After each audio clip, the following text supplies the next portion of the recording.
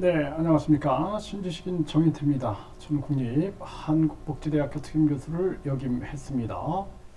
네, 시진핑 위안화로 석유 가스 결제할 것, 미중 기축통화 패권 전쟁 심화. 네, 지금 상황이 이렇게 급변하고 있습니다. KBS 뉴스에서 전하고 있는데요.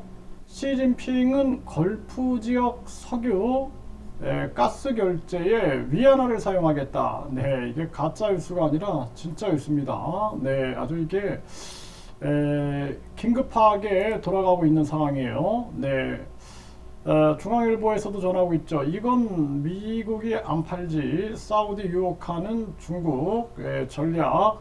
미국도 경악했다. 네, 결국에는 지금 사우디하고 이 중국이 완전히 이렇게 강하게 협력하고 있는 이러한 상황으로 만들어지고 있는 그러한 정황입니다.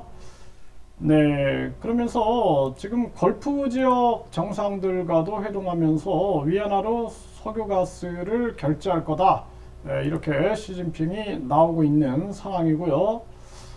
네, 그래서 석유가스 위안화로 결제한다. 이게 굉장히 큰 뉴스가 될 수밖에 없습니다. 네, YTN 그리고 연합뉴스, 뉴스원 계속 KBS 중앙일보에서 전하고 있는데요.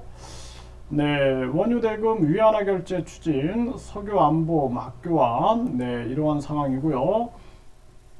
네, 시진핑이 중동 정상들의 위안화로 원유 결제 추진, 달러 패권에 정면 도전한다. 네, 이렇게 조선일보에서도 보도하고 있습니다. 네, 결국에는 이 이제 기축통화 전쟁이 아주 또 벌어지게 되는 건데요. 그동안도 미국과 중국이 환율 전쟁, 무역 전쟁을 벌였어요. 근데 이 무역 경쟁을 하든 환율 경쟁을 하든 간에 가장 큰 무기는 기축통화입니다. 결제통화죠. 결제통화, 기준통화. 그래서 교역을 할 때 결제할 때 어떤 돈으로 할 거냐라는 거죠. 그동안은 미국의 달러를 가지고 결제를 했어요. 그래서 미국이 처음에는 기축통화 지위를 확보할 때 금본위제 해가지고 금으로 바꿔주는 거죠. 네, 35달러를 가져오면은 1온스의 금으로 바꿔주는 겁니다. 우리식으로 얘기하면 4.6달러를 가져오면은 한 돈의 금으로 바꿔주는 거죠. 그래서 미국이 세계 금의 7, 80%를 다 사들여 가지고 자국이 이제 기축통화 지위를 갖겠다 이걸 선포하면서 미국의 달러가 세계에서 쓰임을 받게 된 거죠.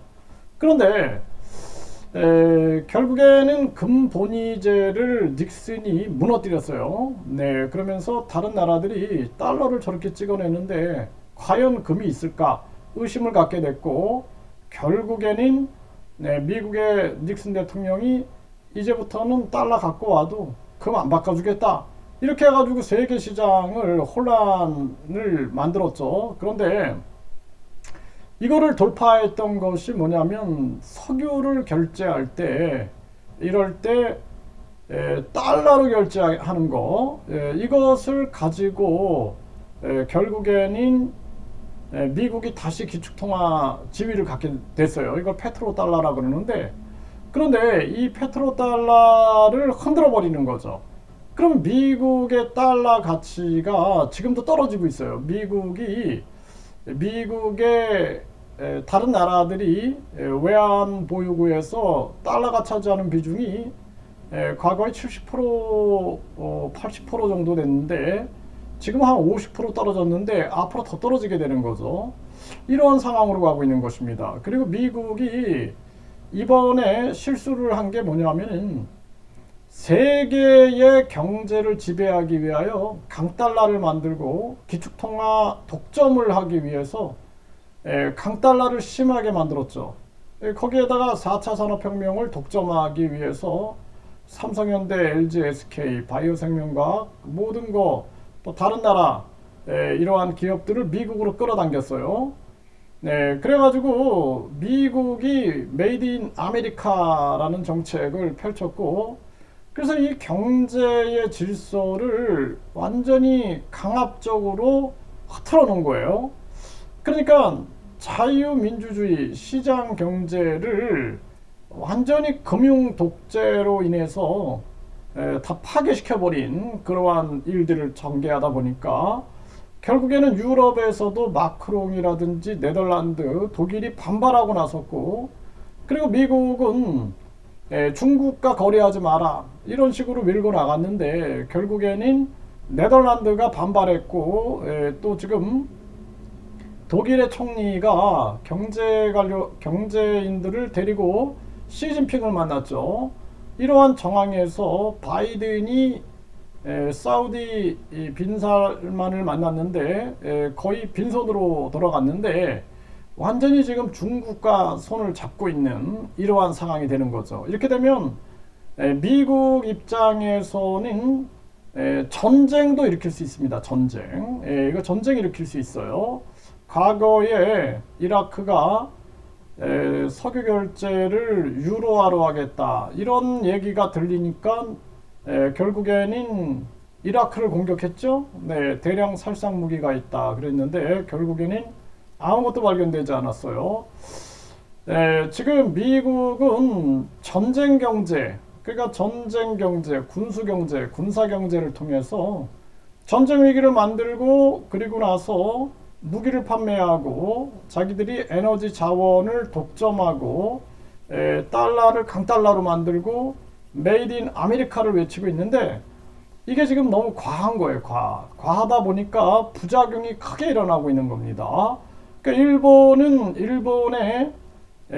일본이 보유하고 있는 미국의 국채를 팔아 제끼고 있는 거고, 유럽도 반발하고 있고, 이제 중국이 본격적으로 기축통화에 정면 도전을 했기 때문에 미국이 전쟁을 일으킬 수도 있다. 네, 이런 정황이고, 지금 러시아 우크라이나 전쟁이 지금 터진 상황에서 우크라이나 러시아 전쟁을 이용하고 있는 거죠. 미국이 이용하고 있는데, 그런데 지금 공화당이 하원을 차지하면서 지금 우크라이나 러시아 전쟁에 지원을 동의하지 않을 수 있어요. 이렇게 되면은 결국에는 우크라이나만 희생양이 되는 거예요. 우크라이나만 희생양이 되고, 결국에는 시진핑, 그리고 푸틴, 또 인도, 사우디,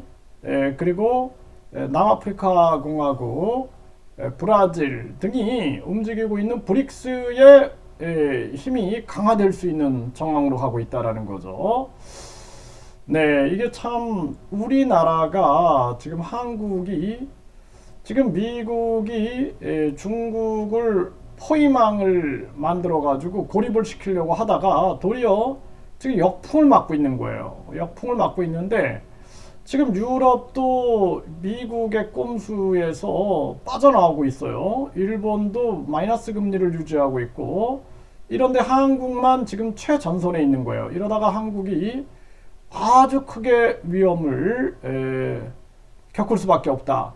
그러니까 저도 과거에는 미국이 자유와 인권을 지키는 세계 경찰이다라고 생각을 했는데, 이번에 바이든이 하는 것을 보니까 이거는 완전히 자국 이기주의를 위하여 남의 나라를 완전히 무너뜨리고 있다는 거예요. 지금 한국도 급격한 금리 인상으로 지금 무너지고 있는데, 이게 다 미국의 꼼수하에 놓여져 있다는 거죠. 이런 걸 봤을 때는 한국은 지금은 이제는 이 다자 외교를 해야 돼요. 다자 외교. 중국과 미국, 사우디, 뭐 러시아, 각국과 다자 외교를 하면서 우리가 북극 강병을 이뤄내고, 그리고 경제적인 측면에서도 한국의 원화가 더 많은 국가에서 사용될 수 있게끔 하는데 노력을 해야 된다. 이게 굉장히 중요한 지금의 과제고 숙제다 이렇게 말씀을 드릴 수가 있습니다.